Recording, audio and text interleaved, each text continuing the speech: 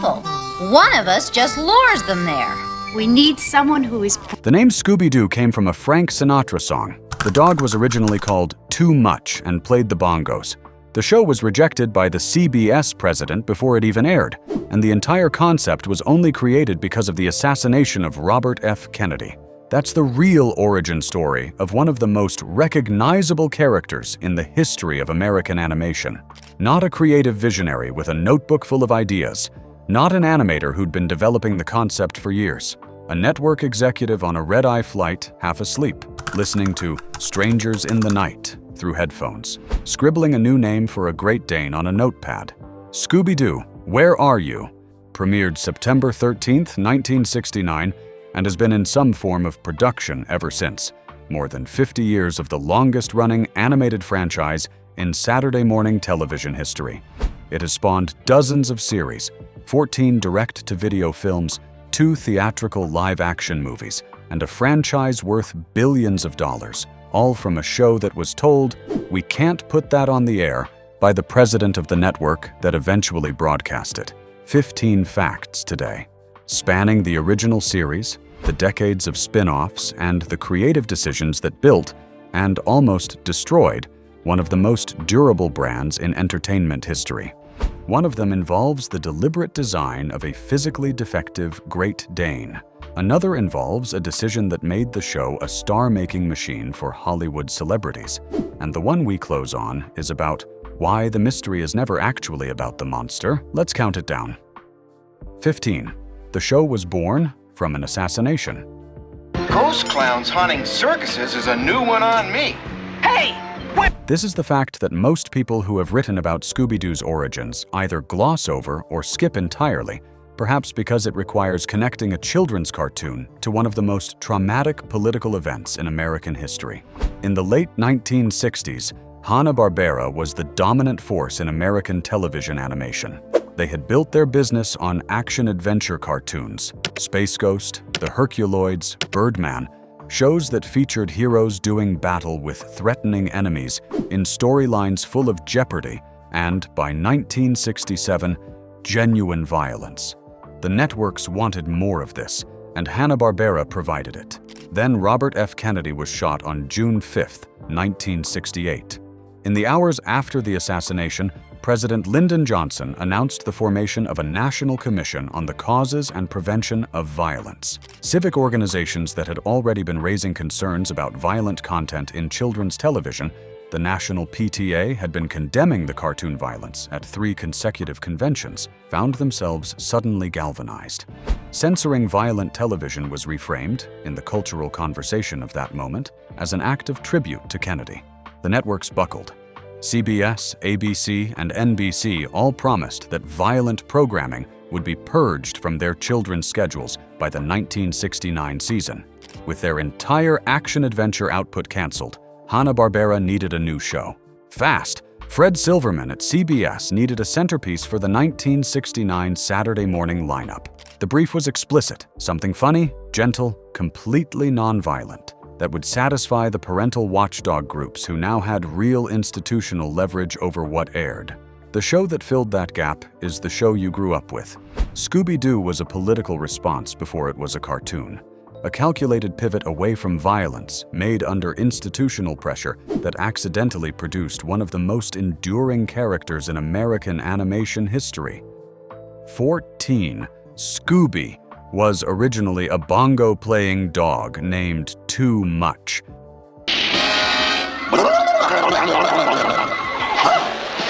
The earliest version of what became Scooby-Doo looked almost nothing like the show that premiered in 1969. And some of the things it was before it became what it is are genuinely surreal in retrospect.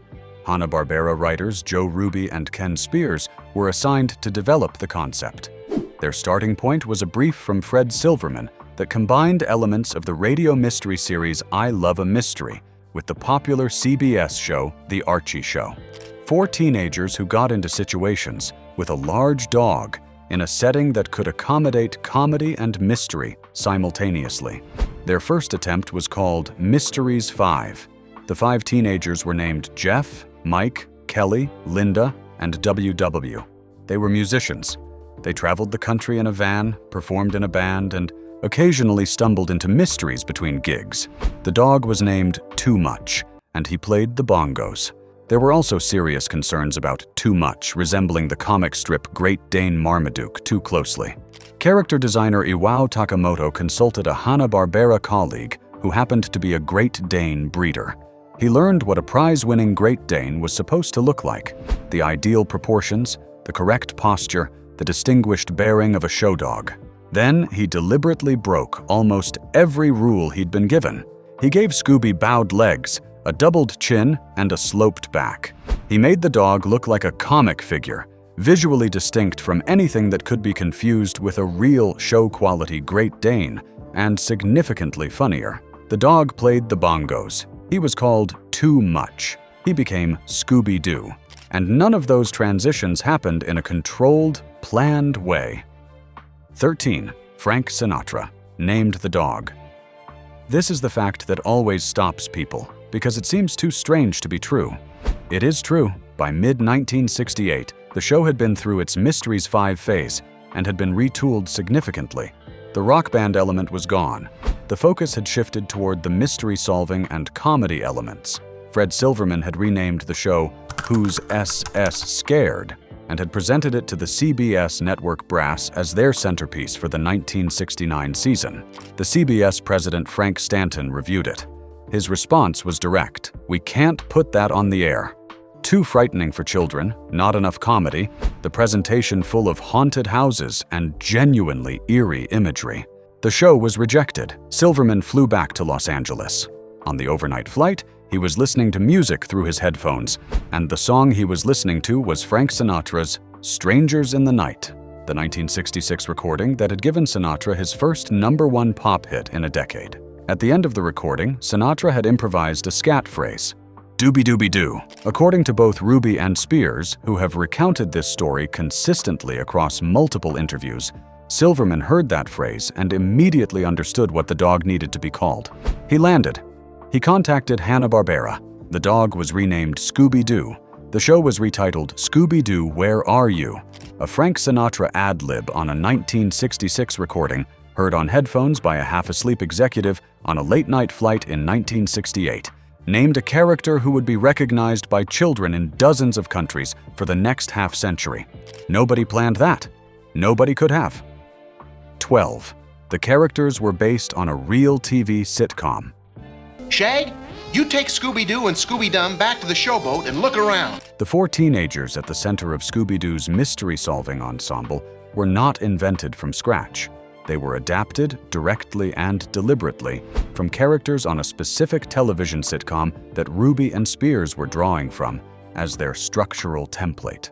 The Many Loves of Dobie Gillis was an ABC sitcom that ran from 1959 to 1963, centered on 4 teenage characters whose specific personality archetypes: the ambitious, square-jawed lead, the fashionable, slightly vain girl, the intellectual, and the shaggy, anxiety-prone slacker, mapped directly onto Fred, Daphne, Velma, and Shaggy. Ruby and Spears have been explicit about this source material.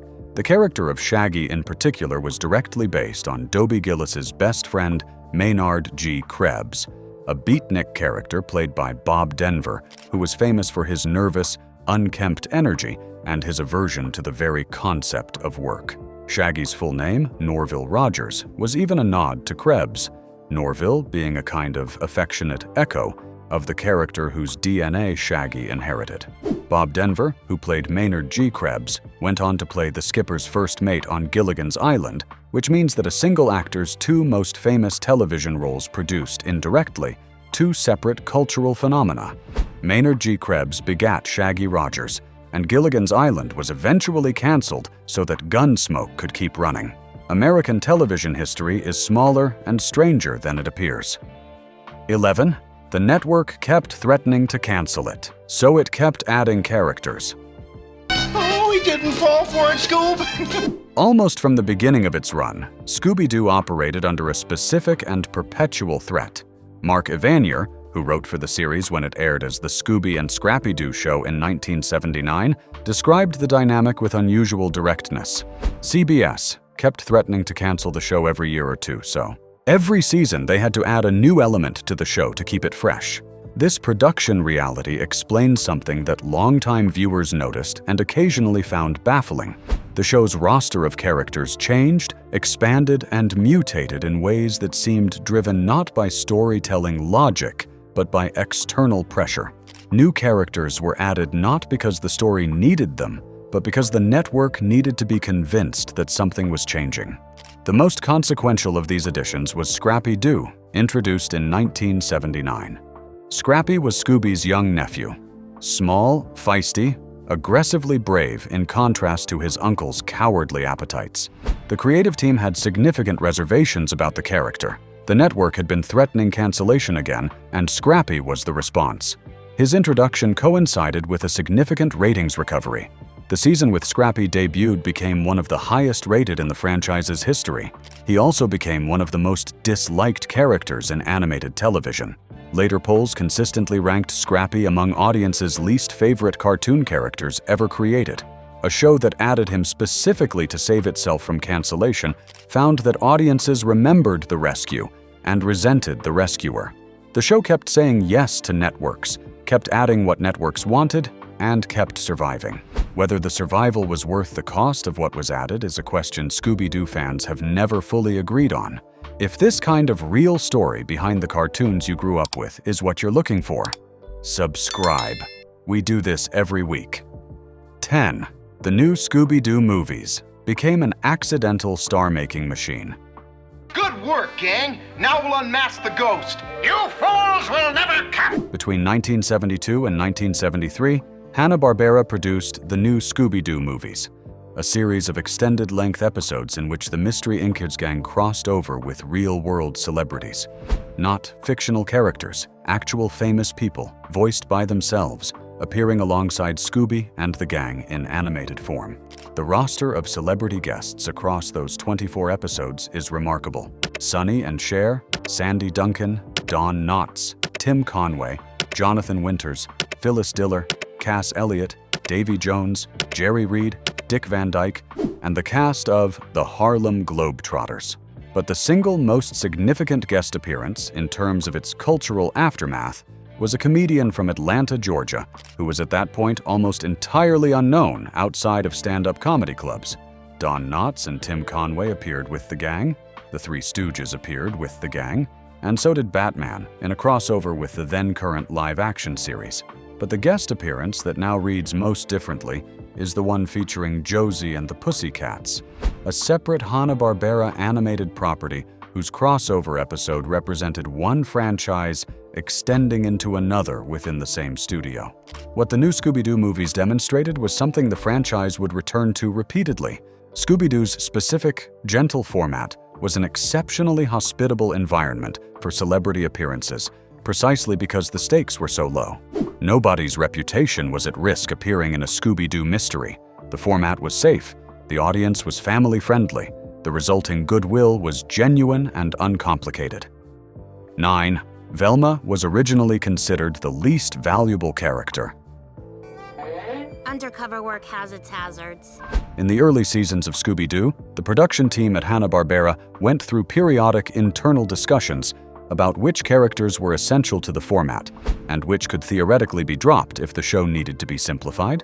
Velma consistently appeared on the more expendable side of those discussions. The reasoning was functional rather than aesthetic. Fred was the nominal leader. He organized the investigations, split the group up, and delivered the structural authority the mystery format needed. Daphne was the visual and social center. Her presence gave the show a character type that the female audience could engage with, and her recurring kidnapping gave the plots a recurring engine. Shaggy and Scooby were the comedy core, the pair whose cowardice and appetite drove the show's humor and gave it its warmest, most human relationship. Velma's function, the intellectual, the one who solved the puzzle, the one who found the clues, was real, but felt in some internal discussions potentially redundant. The mystery could theoretically be solved by Fred. The clue-finding function could be distributed. She was never cut, but the fact that she was considered expendable makes what happened to the character across subsequent decades and reboots considerably more interesting. Velma became, in fan communities and in later iterations of the franchise, arguably the most beloved of the human characters, the one whose specificity, whose particular combination of intelligence and social awkwardness and dry humor generated the most devoted response. The character who was once considered the most dispensable became the one audiences protected most fiercely when reboots threatened to change her. The character almost cut became the character fans couldn't let go. 8. Casey Kasem, voiced Shaggy for 27 years. Casey Kasem was, by the late 1960s, one of the most recognizable voices in American radio. He had been a disc jockey, a voice actor in numerous productions, and was building the reputation that would eventually make American Top 40 the most listened-to radio program in the country. When he took the role of Shaggy in 1969, he was not a struggling actor looking for work. He was a professional adding another credit to an already substantial portfolio. He voiced Shaggy continuously from 1969 through 1997, with one significant interruption. In the 1990s, Kasem withdrew from the role over a creative disagreement with the production. He had become a committed vegetarian and animal rights advocate, and he objected to a Burger King promotional campaign in which Shaggy was used to sell fast food. Kasem refused to perform the character in material that conflicted with his personal ethics and resigned from the role temporarily. The dispute was eventually resolved, and Kasem returned. The specific nature of the disagreement, a voice actor with convictions about animal welfare refusing to have his character promote fast food, was not the standard kind of Hollywood contract dispute. It was a genuine values-based decision that cost Kasem a significant commercial opportunity and possibly a degree of goodwill from the production. Kasem voiced Shaggy for a total of 27 years across the original series and its many subsequent iterations, until age and health made the work impossible. He died in 2014. His Shaggy was the voice that defined the character for the generation that grew up with it. 7.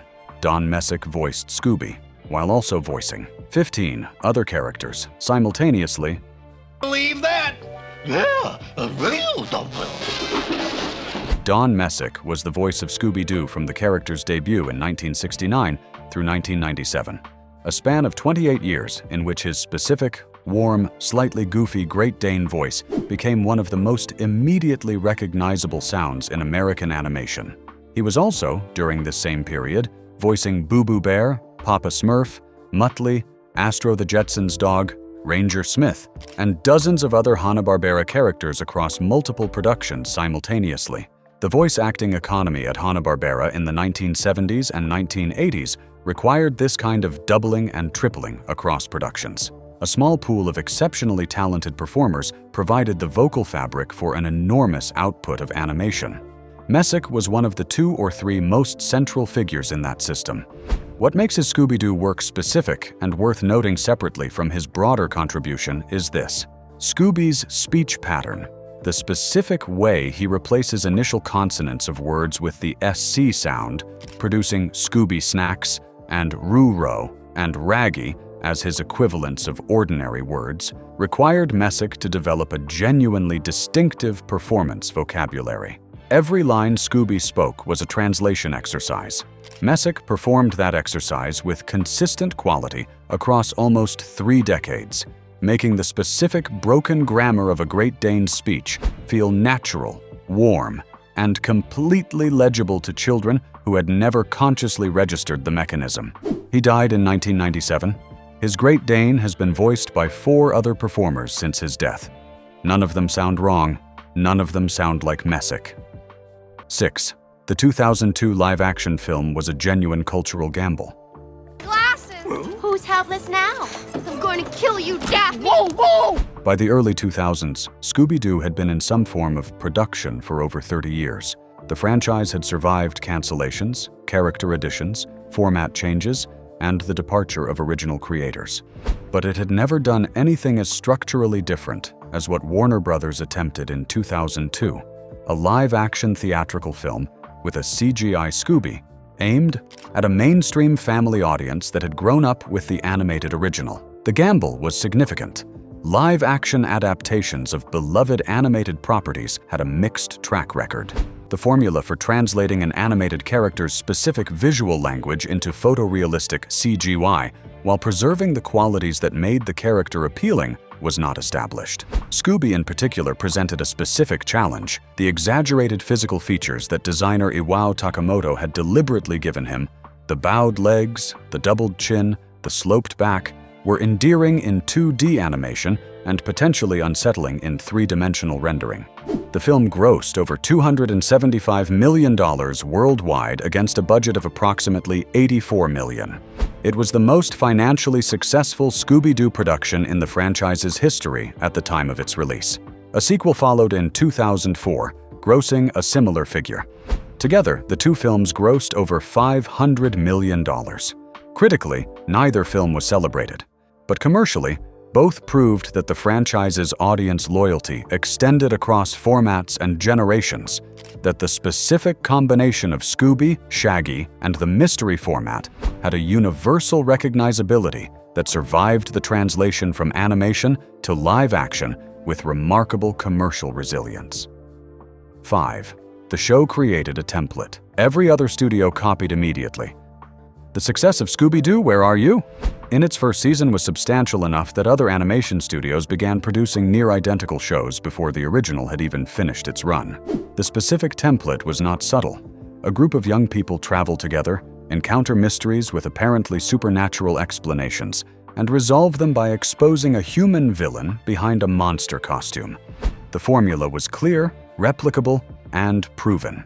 Hanna-Barbera itself produced several variations on it internally, Josie and the Pussycats, which added a girl band element, The Funky Phantom, which featured a ghost that was actually friendly, Speed Buggy, which replaced the dog with a talking car. Other studios followed. The Amazing Chan and the Chan Clan, Goober and the Ghost Chasers, Butch Cassidy and the Sundance Kids, Inch High, Private Eye, Clue Club, Jabberjaw. Each one drew directly from the Scooby format. The group of young protagonists, the mobile investigation platform, the mystery with a hidden human explanation. The franchise's creators acknowledged the pattern explicitly. When Joe Ruby and Ken Spears left Hanna-Barbera in 1977 to start their own studio, Ruby Spears Productions, their first production was Fangface, another Scooby-Doo clone, made by the people who had created the original. The show had generated an entire subgenre of Saturday morning television within 3 years of its premiere. No other animated series of its era produced as many direct imitations as quickly. That density of copying is, in its own way, the clearest possible measure of how completely the format had worked. 4. The Mystery Machine was never explained. I don't understand how Oakley pulled that trick with the... For 55 years and counting, Mystery Inc. has traveled the American countryside in a brightly colored van called the Mystery Machine. The van appears in every iteration of the franchise, in every era, across every reboot and reimagining. It is as central to the show's visual identity as Scooby himself. Nobody in the original show ever explained where it came from, who owned it, who drove it in the early seasons when Fred was supposedly 16 years old, or how a group of teenagers were financing cross-country travel in a custom-painted vehicle. This is not an oversight. The Mystery Machine exists in the tradition of convenience vehicles across children's storytelling. The ship, the plane, the van, the submarine, that provides the mechanism for adventure without ever requiring the adventure to explain itself. The show's internal logic never invited the question. The van was there. The gang used it. The mystery was never about the van. Later iterations of the franchise have addressed the van's origins in various ways, some making it a vehicle Fred inherited, others suggesting the gang received it under various plot-driven circumstances. None of these explanations has become canonical in any meaningful way. The Mystery Machine's most successful state is unexplained, a vehicle that simply exists to take the gang wherever. The story needs them to go. The fact that 55 years of audiences never collectively demanded an explanation is itself a piece of evidence about how the show worked. It gave you just enough reality to follow the story. Everything else was beside the point. 3. The show ran on 2 different networks, following the same executive.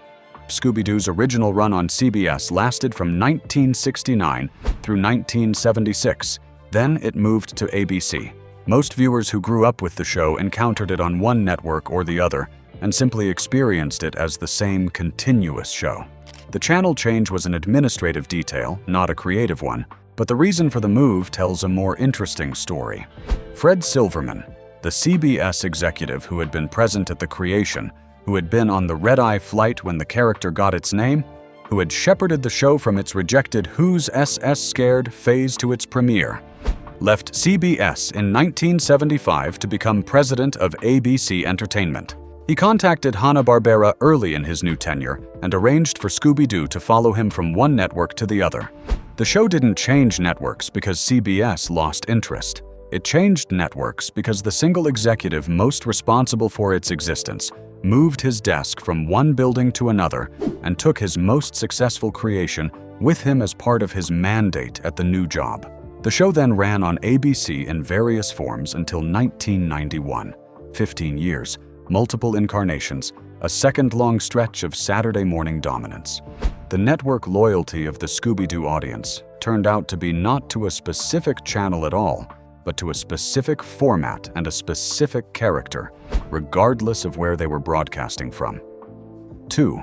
The monsters were always human, and that was the entire point. Now to get the mask off old Nettie. Jim, Across the original series, and across most of the franchise's classic iterations, there was an absolute rule. The monster is never real. Every haunted house, every ghostly apparition, every creature that terrified Shaggy and Scooby into their elaborate running gags was, when the mask came off, a person, a criminal, a greedy developer, an embittered former employee, a fraudster with a plan that would have worked if it weren't for those meddling kids. This rule was not an accident, and it was not simply a concession to anxious parents.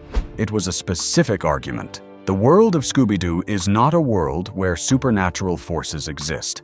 It is a world where powerful people use the appearance of supernatural forces to frighten ordinary people into compliance, to keep them away from land they want to steal, to prevent investigation of crimes they want to conceal, to create an atmosphere of fear that serves a human purpose.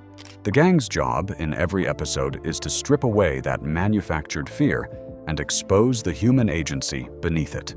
Scooby-Doo is, in the most literal structural sense, a show about not being fooled by monsters, about the specific bravery of deciding that what looks terrifying is probably a person in a costume with a motive you can identify. It is a show about rational inquiry as the correct response to fear. That's a genuinely important thing to teach children. The franchise spent 50 years teaching it while everyone thought they were watching a dog eat sandwiches. 1. Why Scooby-Doo has never stopped. And here is the thing that explains why a show that premiered in 1969 has never fully gone away.